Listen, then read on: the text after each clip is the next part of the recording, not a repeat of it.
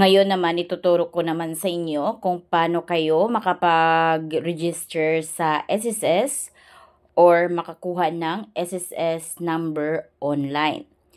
Ngayon, open nyo lang yung Google search sa cellphone niyo. So, kahit cellphone ang gamit niyo is pwede. Click nyo tong search. Dito, i-search nyo lang yung SSS website. Yan, ito na yung website ni SSS. Click natin yan. Dito, makikita nyo na agad yung apply for an SSS number online. Click lang natin yan.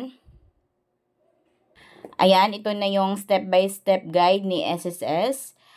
Basahin nyo na lang ito for more information. Then dito, list of required supporting documents. Click natin yan.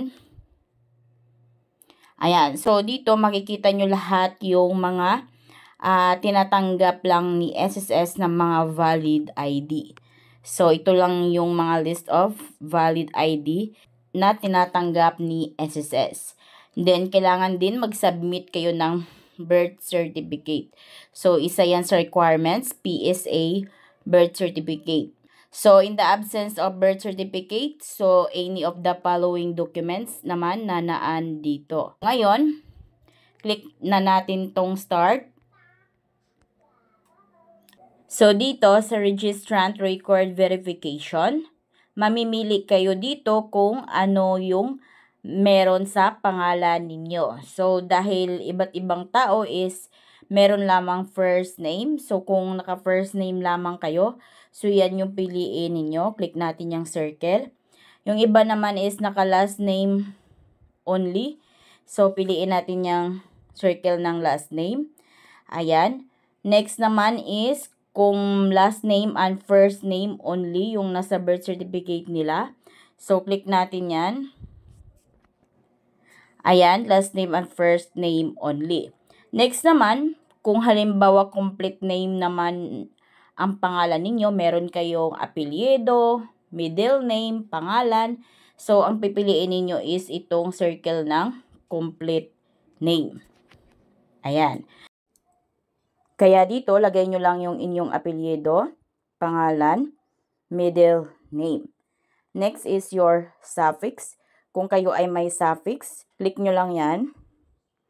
Dito, kung halimbawa may suffix kayo, tulad ng the first, the second, the third, junior, senior, so lagyan ninyo. Pag wala naman, so ganyan lang yan, skip nyo lang yan. Next is date of birth. So, kung kailan kayo pinanganak, lagay nyo lang yung inyong birthday dito, kung anong month, kung anong date, at saka kung anong year. Next is your email address. So, dito sa email address, kung ano yung updated or active na email ninyo sa inyong cellphone is yan yung ilagay ninyo. Dahil mamaya, after natin mag-submit dito is mag-i-email si SSS sa inyo. Dito sa may security, click nyo lang tong may box. Pag may green na check na, okay na yan. Next is dito sa my box, click nyo lang yan. Pag may blue na check na, okay na din yan. Click nyo na itong submit. Then, ayan, a confirmation link was sent to your email. Click or paste the link on your browser address bar to proceed with your SSS number application. So, kung wala sa mismong folder ng email ninyo yung email ni SSS, so check natin sa ating spam folder. After nyo makapag-submit, open nyo lang yung email ninyo. Ayan, pagka-open ng email ninyo, so check nyo yung email ni SSS. So, ito na yon. Kung wala dito guys, so check nyo sa spam folder ng email ninyo. Paano nga ba mag-check ng email sa spam folder? So, click natin to. Then, punta lang kayo dito sa spam. Ayan, so ito yung spam folder. Click nyo lang yan. Diyan yung ma-check kung halimbawa hindi nyo natanggap ng ilang minuto na yung email ninyo. So, diyan kayo pumunta sa spam folder. Ngayon, scroll nyo pataas. Balik tayo sa primary folder natin sa ating email. Ayan, so ito na yung email ni SSS. Click lang natin yan. So, dito you have 5 calendar days to complete your application before the link expires. So, itong link na ito is mag-expire siya sa loob ng 5 days. Kung kaya dapat ma-continue nyo ito. Ngayon, click na natin yan. Dito sa may sex, mamimili lamang kayo kung kayo ay female ba or male. Kung kayo ay babae, so piliin natin yung circle ng female. Next is, click if mother's name has. Kung halimbawa, yung mama ninyo is meron lamang siyang last name and first name. So, yun yung piliin ninyo dito. Click nyo lang yung circle ng last name and first name. So, hindi na kayo hahanapan ng middle name dito. Pero kung complete name naman yung mama ninyo, may middle name siya, first name, last name, so piliin nyo yung circle ng complete name. So, ngayon, dito na tayo sa mother's name. Lagay nyo lang dito yung apelyido niya sa pagkadalaga, pangalan niya. Next naman is the suffix. So, next is the TIN number. Kung meron is lagyan nyo din. Next is the contact information. Lagay nyo lang yung cellphone number ninyo dito. Next, telephone number. So, lagay nyo lang dito kung anong provider, PLDT ba, kung anong area code, at saka kung anong telephone number ninyo. Pero dito is optional lamang ito, so pwedeng hindi lagyan. Skip nyo lang kung wala kayong telephone number. Scroll natin pababa. Next is your home address. Kung kayo ay taga Metro Manila naman, so wag nyo nang baguhin yan. Pero kung kayo ay taga provincial, so click natin yung circle ng provincial.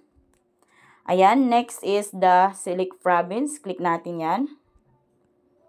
Ayan, then halimbawa kayo ay taga Rizal, so hanapin nyo yung Rizal. Ayan, ito na yung Rizal. Click natin yan. Next is the city or municipalities. Click natin yan. Halimbawa, Taytay. Piliin natin yung Taytay.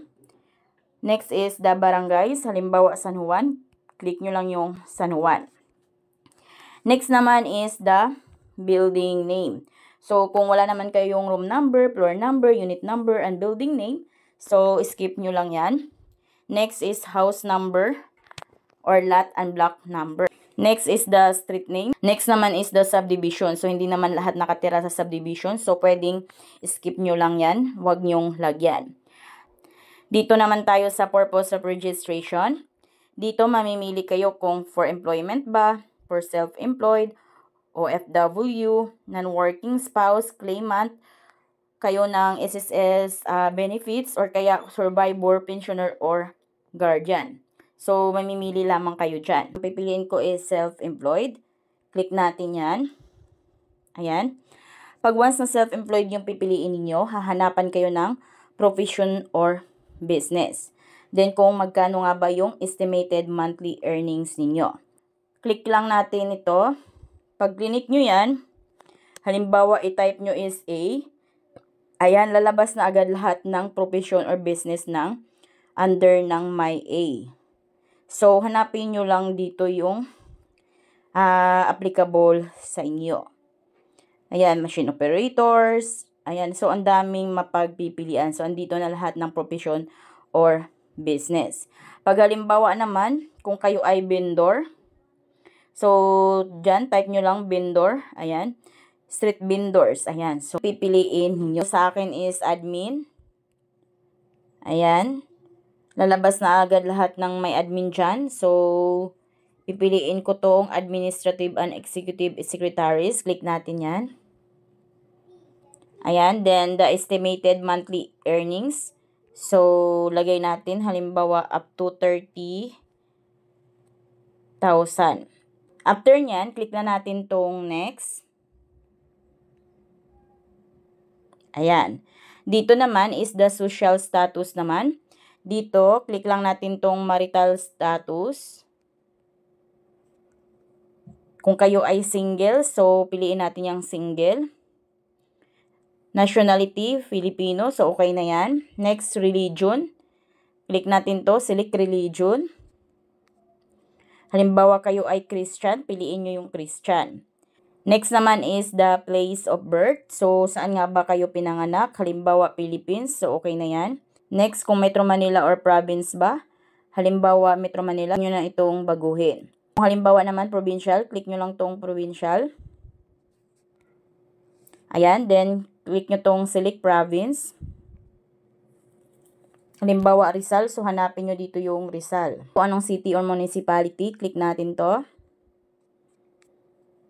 Halimbawa, Taytay, piliin nyo yung Taytay. Ngayon, click nyo na itong next.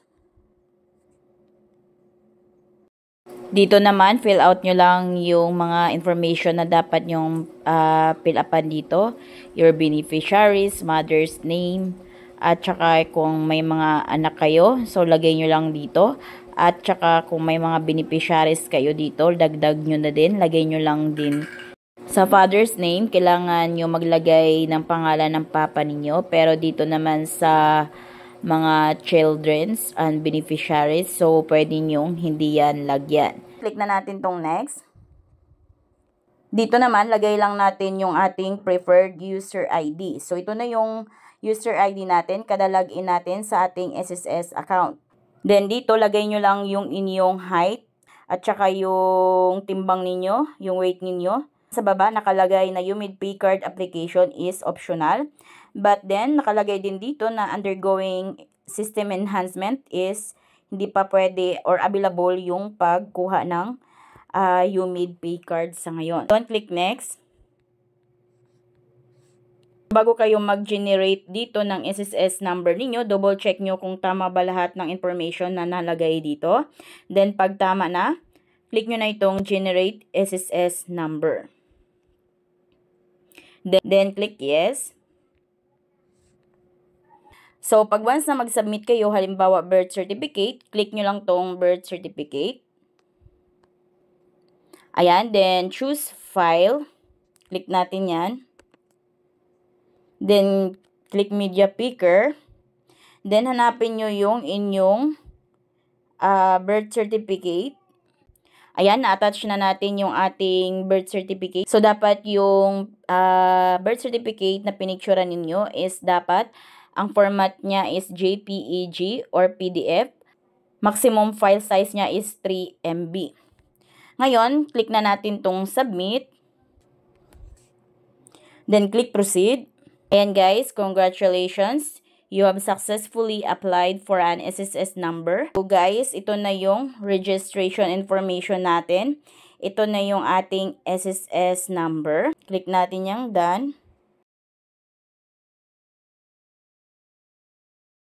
Then after nun guys, makatanggap kayo ng ganitong email galing kay SSS. So, ito na yung user ID ninyo. Ngayon, click nyo lang tong clicking here para ma-activate na agad yung SSS account ninyo online. Click natin yan.